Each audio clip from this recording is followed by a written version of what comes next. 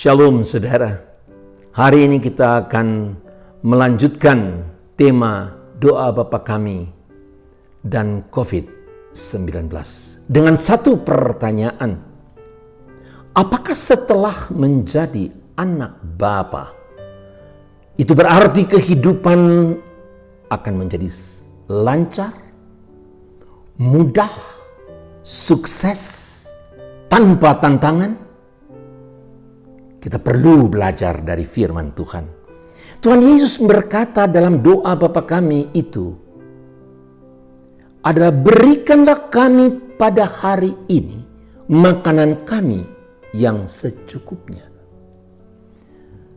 Perkataan ini sudah sekalian menunjukkan dengan sangat jelas ketergantungan secara total dari anak-anak Bapa yang di sorga kepada anugerah Bapa yang memberi kehidupan.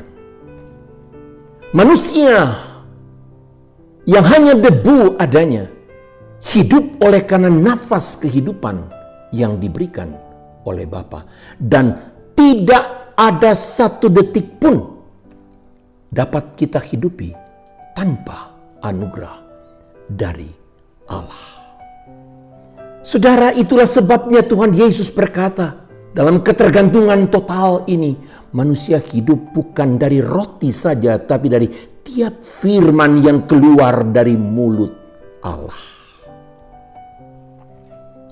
Dan saya yakin sekali saudara sekalian, itu berarti dalam menyapa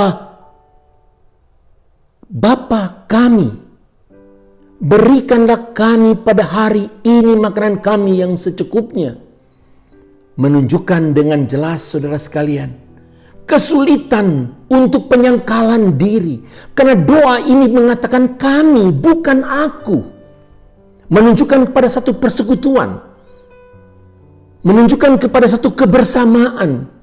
Berikanlah kami, bukan aku.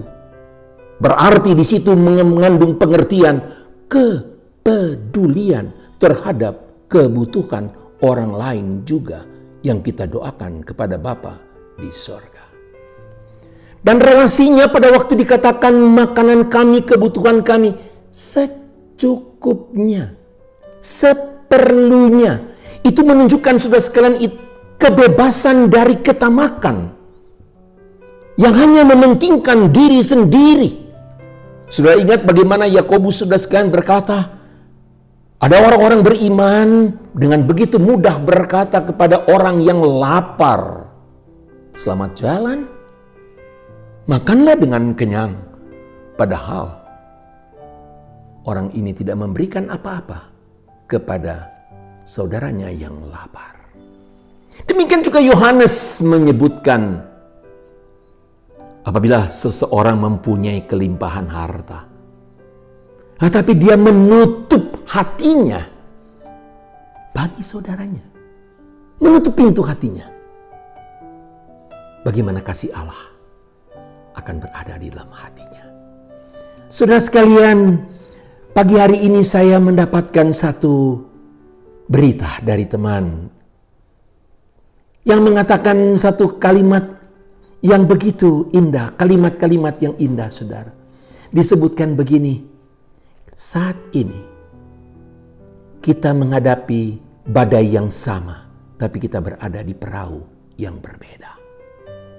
Wow, saya setuju. Badai sama dalam COVID-19 ini.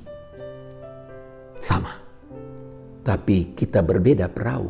Ada perahu yang dengan kelimpahan menghadapi badai ini. Ada perahu yang tidak punya apa-apa. Ada perahu dari orang yang oke. Ada perahu dari orang yang sedang berjuang antara hidup dan mati. Tapi disitulah sudah sekalian bagi saya merenung lebih lanjut adalah betapa pentingnya kepedulian antara sesama perahu yang lain yang berbeda, tetapi tahu sedang menghadapi badai yang sama untuk saling menolong satu dengan yang lain. Saya juga mendapatkan sudah sekalian kalimat yang sangat sangat menyentuh hati saya. Dikatakan begini, hari ini ada virus yang namanya kelaparan yang melanda anak-anak. Tiap hari 8.000 anak meninggal karena kelaparan. Dan vaksin daripada virus kelaparan ini adalah makanan.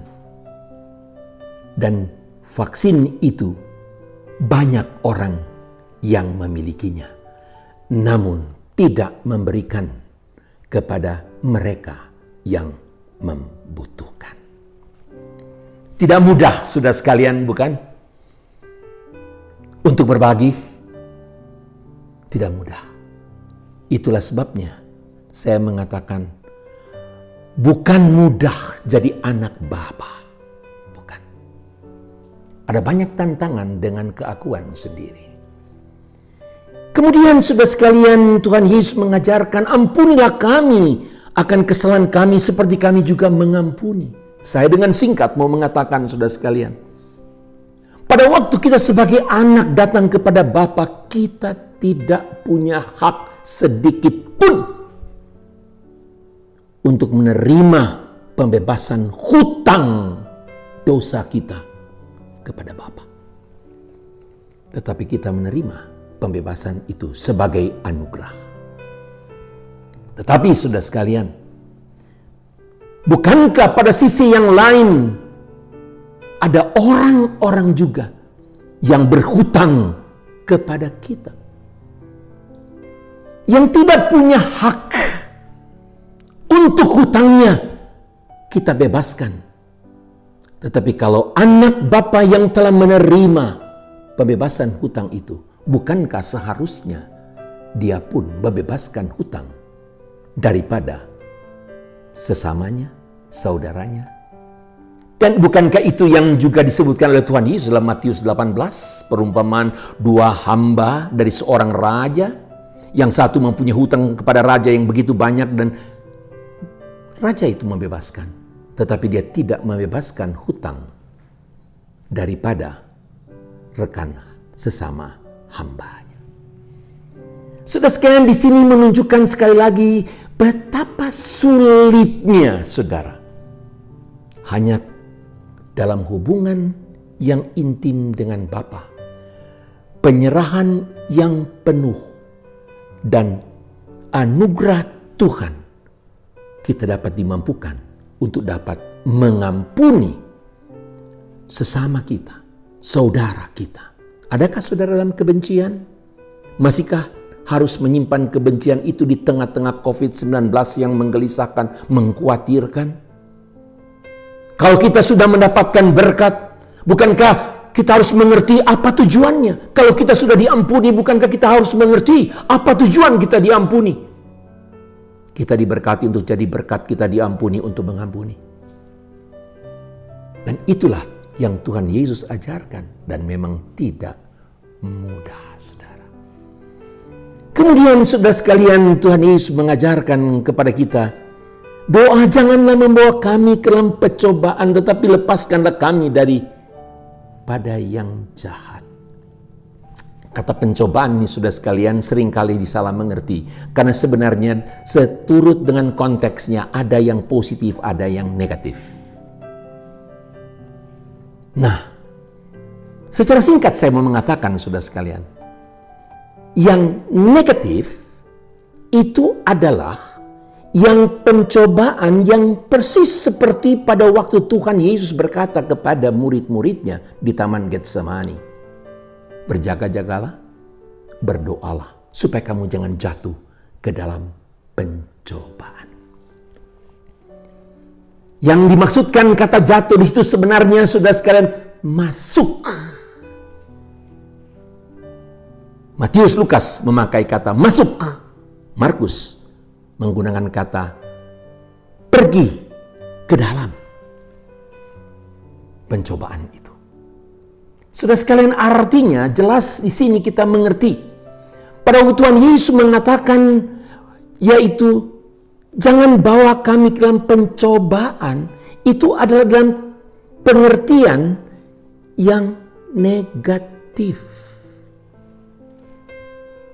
yang membuat godaan dan membuat manusia dapat jatuh.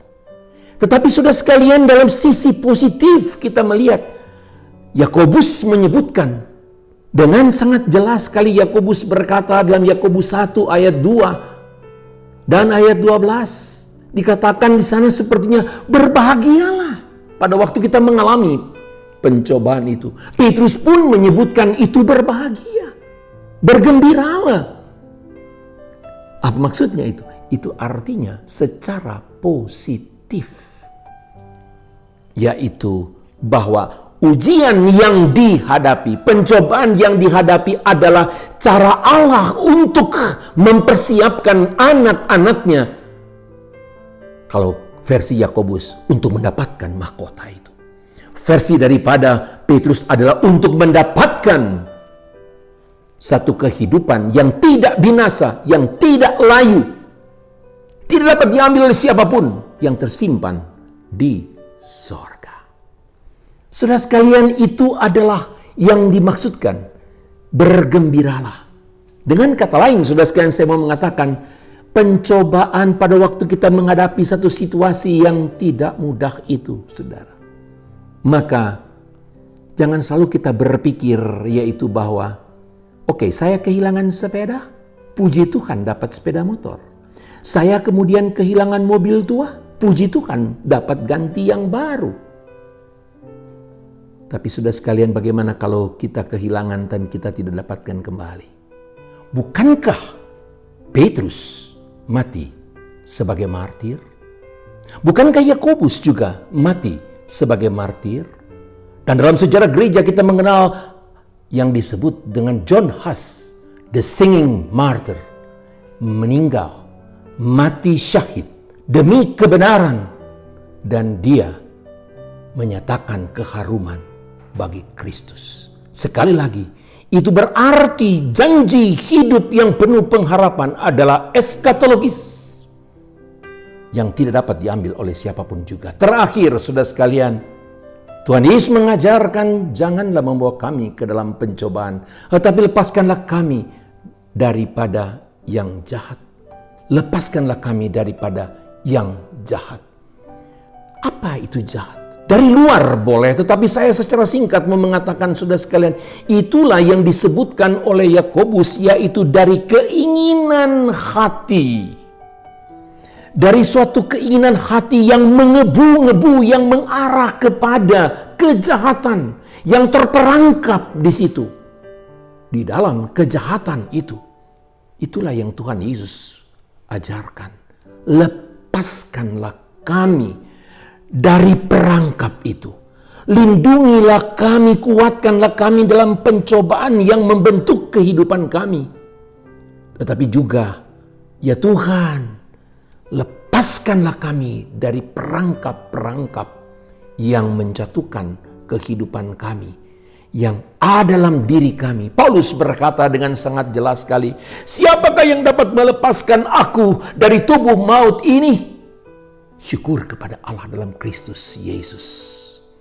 Hanya Tuhan Yesus yang berkuasa membebaskan kita dari evil desires dalam kehidupan kita. Virus COVID-19 membinasakan begitu banyak orang. Tetapi saudara sekalian, bukankah begitu banyak orang yang korban oleh karena kejahatan manusia? Bukankah begitu banyak orang korban karena ketamakan manusia? Dalam peperangan, dalam kehidupan keseharian. Saudara, itulah sebabnya kita minta kepada Tuhan untuk, ya Tuhan, bebaskanlah aku. Jikalau anak itu membebaskan kamu, barulah kamu merdeka. Sehingga kita boleh menyatakan doksologi bahwa hanya kepada Dialah yang empunya kerajaan dan kemuliaan sampai selama-lamanya. Tuhan memberkati.